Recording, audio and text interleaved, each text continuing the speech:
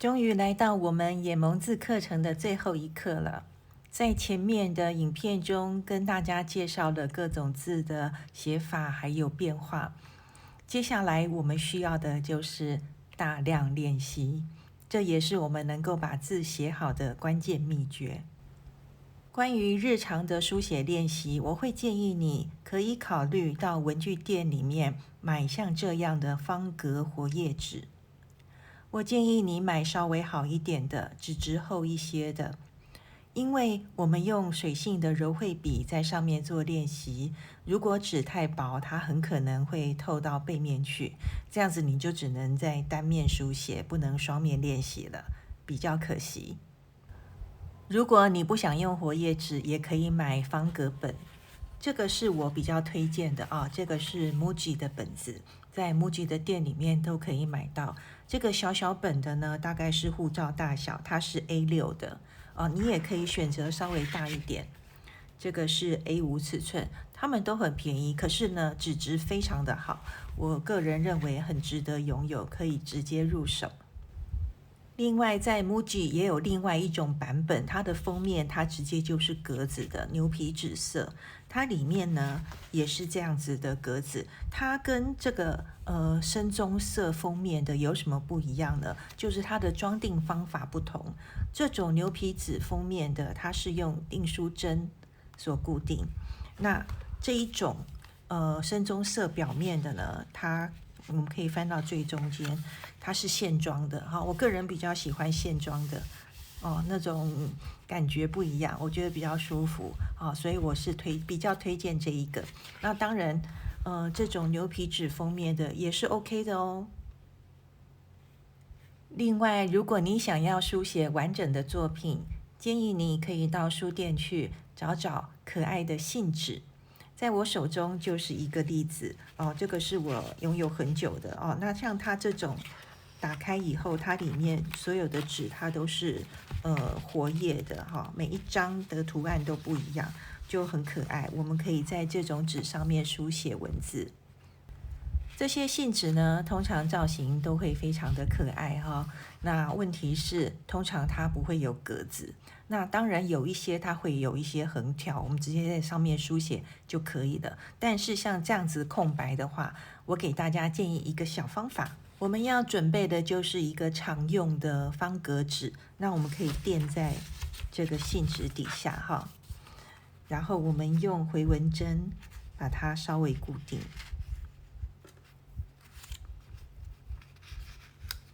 因为这种信纸通常它不会很厚哈，我们隐约就可以透过，可以看到底下的方格，我们就顺着这个方格在上面书写就可以了。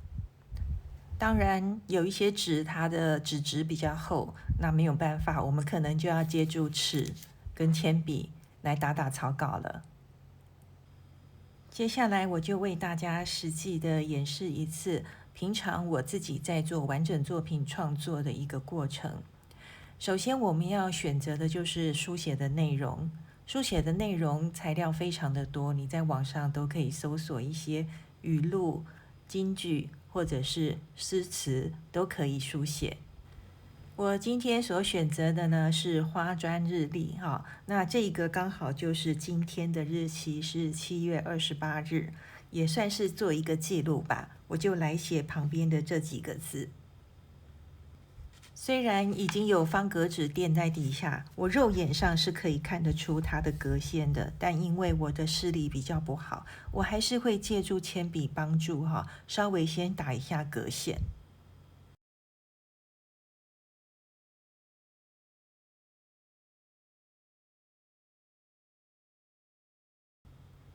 我会在左边这边画一条线哈，主要是对齐。那我会建议哈，尽量左对齐就好。居中对齐可以写，可是那这样就很困难。你一定要先打好草稿，不然你那个整个版面会乱七八糟的。好，那比较简单的就是左对齐。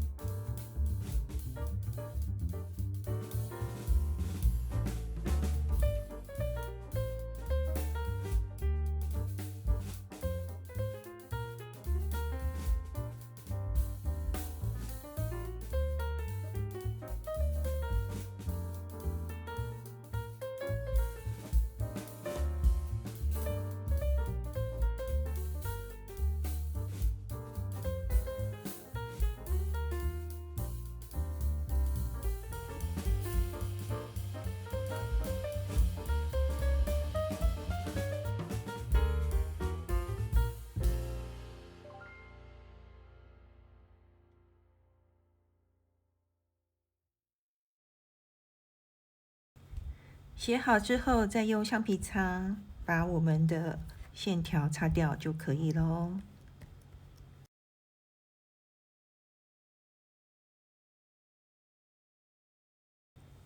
以上就是我的书写示范，你也可以依照你自己觉得最舒服的方法去进行创作。